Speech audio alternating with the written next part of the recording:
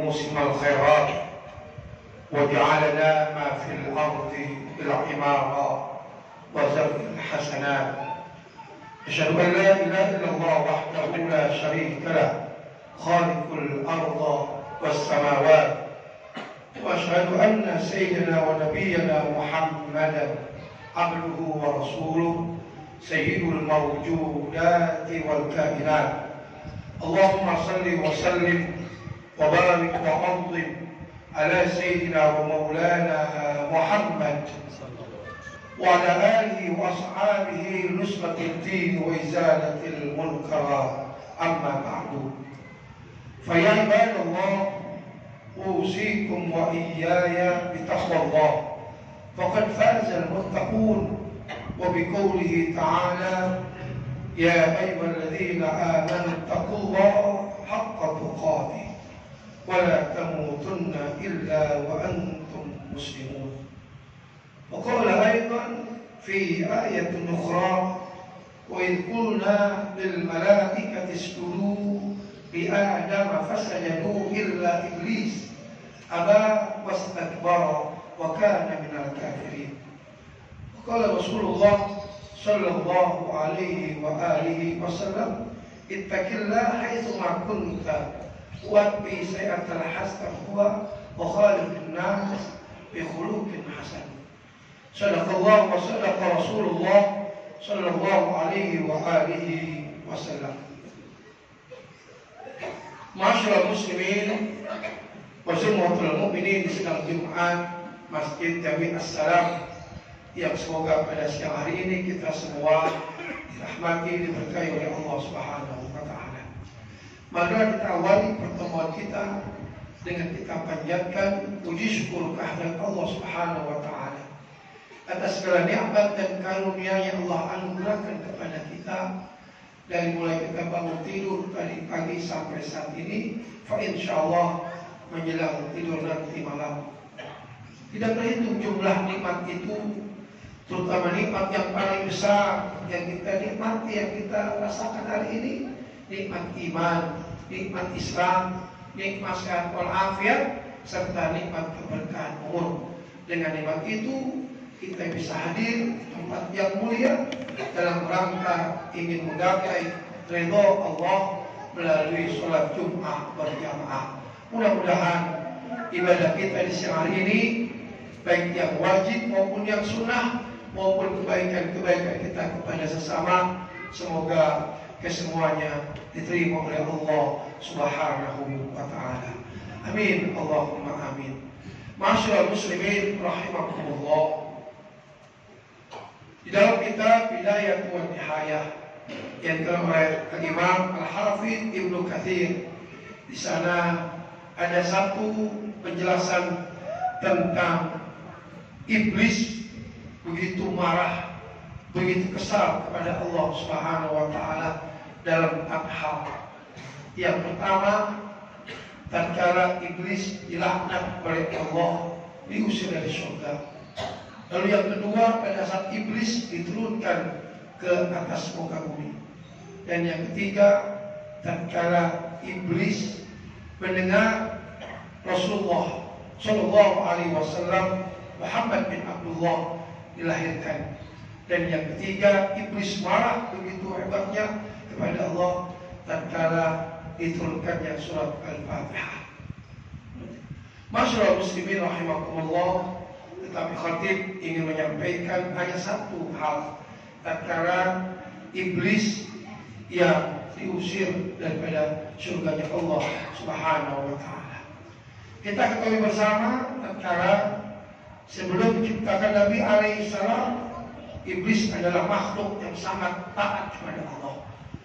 Makhluk yang sangat begitu ibadahnya, sampai derajat ibadahnya hampir menyamai daripada para malaikat Allah.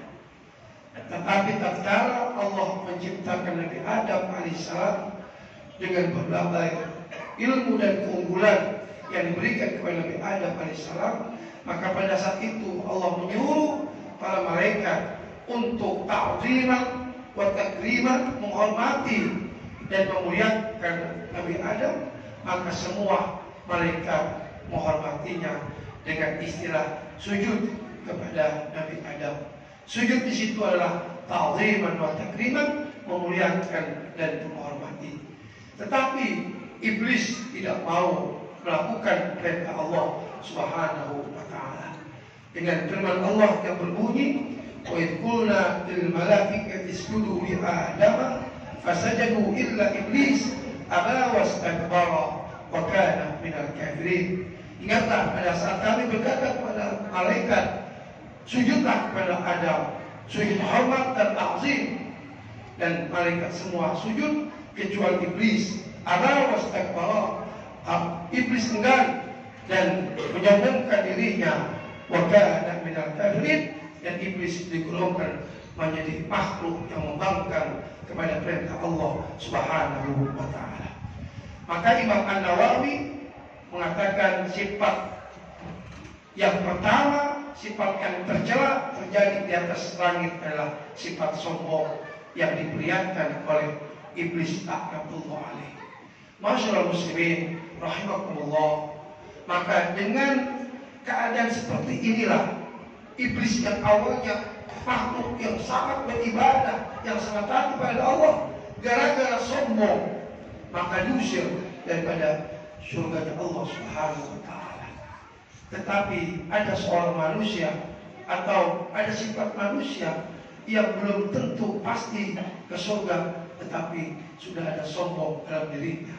Bagaimana itu kalau kita pikirkan?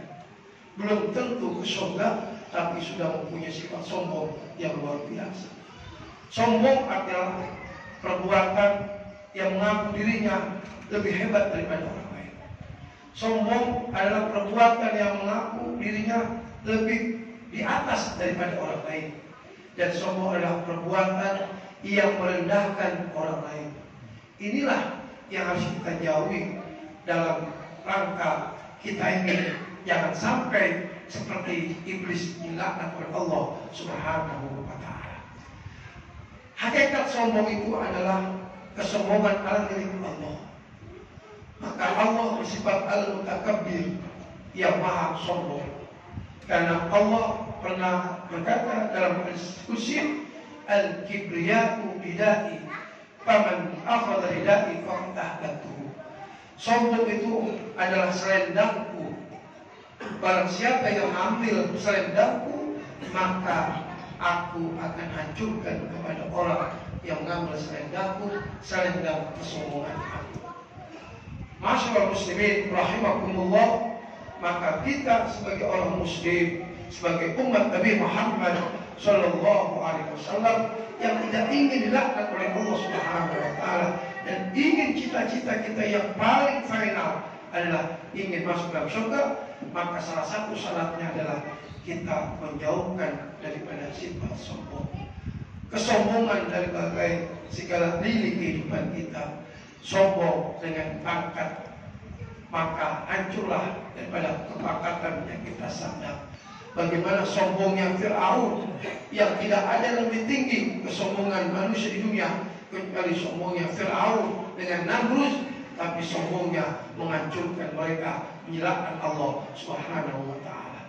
Sombong dengan harta pun itu adalah laknat Allah. Sebagaimana sombongnya Qarun yang begitu banyak hartanya, itu sombong di hadapan Nabi Musa alaihissalam, maka kesombongannya menghancurkan daripada hartanya dan hartanya ditenggelamkan di dalam bumi.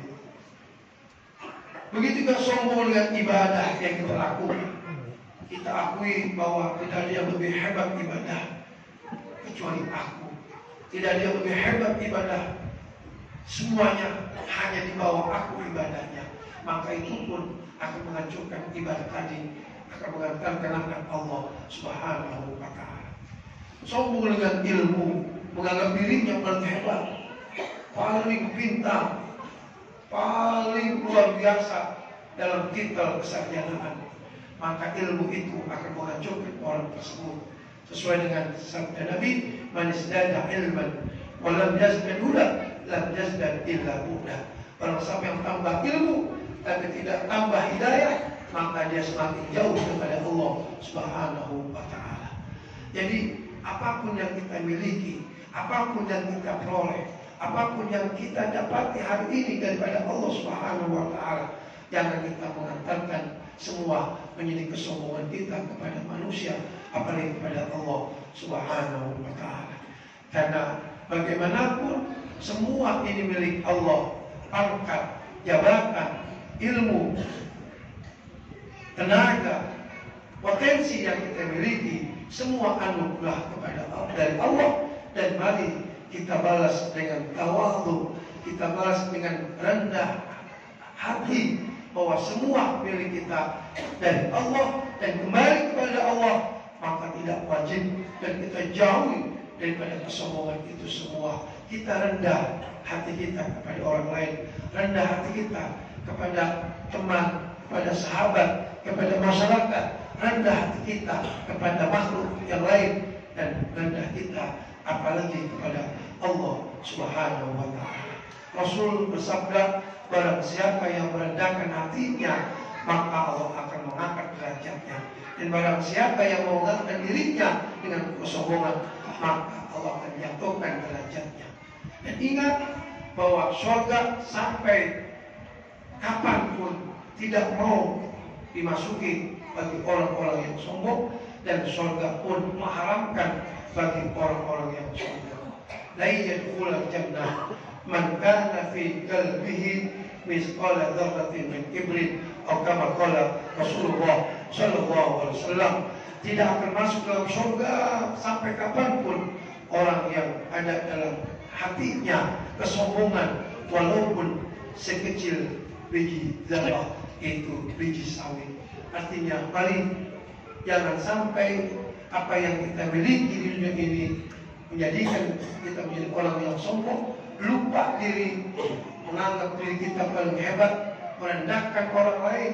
Dan inilah salah satu cara Allah melaknat orang tersebut dan akan dijauhkan daripada surga dan akan bersama iblis dalam neraka Allah Subhanahu wa Ta'ala. Barakallahu fil Qur'anil Karim wa nafa'ani wa iyyakum minal ayati wa dzikril hakim. Wa taqabbal minni wa minkum tilawatahu innahu was-sami'ul 'alim.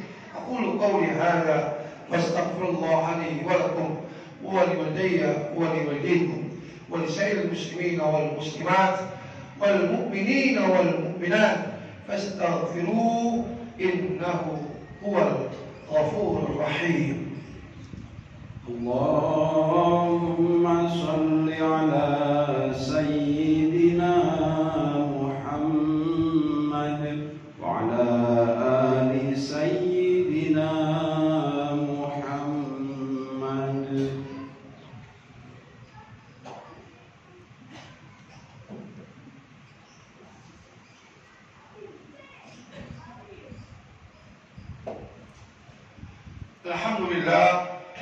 Alhamdulillahilladzi amarna bittihad wal i'tisam bihablillahil matin. Asyhadu an la ilaha illallah wahdahu la syarika lah, al-malikul haqqul mubin. Wa asyhadu anna sayyidana wa nabiyyana Muhammadan abduhu wa rasuluh al-mab'uts rahmatan lil alamin. Allahumma salli wa sallim barik wa 'azzim ala sayyidina wa maulana Muhammadin وعلى آله وأصحابه أجمعين صلاة وسلاما دائمين متلازمين إلى يوم الدين. أما بعد، فيا عباد الله اتقوا الله ما استطعتم وسارعوا إلى مغفرة رب العالمين، واعلموا أن الله تعالى أمركم أمرا بنفسه وثنى بملائكة المسبحة بكرسه وثلث بكم أيها المؤمنون من ملك الجن والإنس، فقال تعالى مخبرا وآمرا إن الله وملائكته يصلون على النبي يا أيها الذين آمنوا صلوا عليه وسلموا تسليما. اللهم صل وسلم وبارك على سيدنا محمد وعلى آل سيدنا محمد، وارض اللهم عن الخلفاء الراشدين ساداتنا أبي بكر وعمر وعثمان وعلي وبقية الصحابة وقرابة رسول الله أجمعين، وعلينا معهم وفيهم برحمتك يا أرحم الراحمين. اللهم اعز الإسلام والمسلمين، اللهم اعز الإسلام والمسلمين وأهلك الكفرة والمبتدعة والمشركين. اللهم انصر إخواننا وإخوان المسلمين في فلسطين.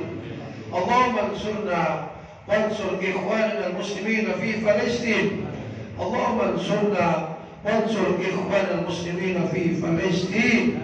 اللهم ارسل العذاب إلى اليهود وإسرائيل بإذنك وكرمك يا حي يا قيوم. اللهم فرق جمعهم، اللهم مزق شملهم يا ذا الجلال والإكرام. اللهم اغفر لنا والمسلمين والمسلمات والمؤمنين والمؤمنات الأحياء منهم والأموات، إنك سميع قريب مجيب دعوات، ويا قاضي الحاجات ويا كافي المحبات. اللهم اجعلنا واجعل أولادنا وذرياتنا من أهل القرآن ومن أهل الصلاة ومن أهل العلم ومن أهل الخير، ولا تجعلنا وإياهم من أهل الجهل ومن أهل الضير، إنك على كل شيء قدير. ربنا لا تزغ قلوبنا بعد إذ هديتنا وهب لنا من لدنك رحمة إنك أنت الوهاب. ربنا تقبل منا إنك أنت السميع العليم، وتب علينا إنك أنت التواب الرحيم. ربنا آتنا في الدنيا حسنة وفي الآخرة حسنة وقنا عذاب النار. عباد الله، إن الله يأمر بالعدل والإحسان وإيتاء ذي القربى وينهى عن الفحشاء والمنكر والبغي يعظكم لعلكم تذكرون. فاذكروا الله العظيم يذكركم واشكروه نعمه يزدكم واسألوه من فليؤتيكم ولذكر الله أكبر. أقيموا الصلاة.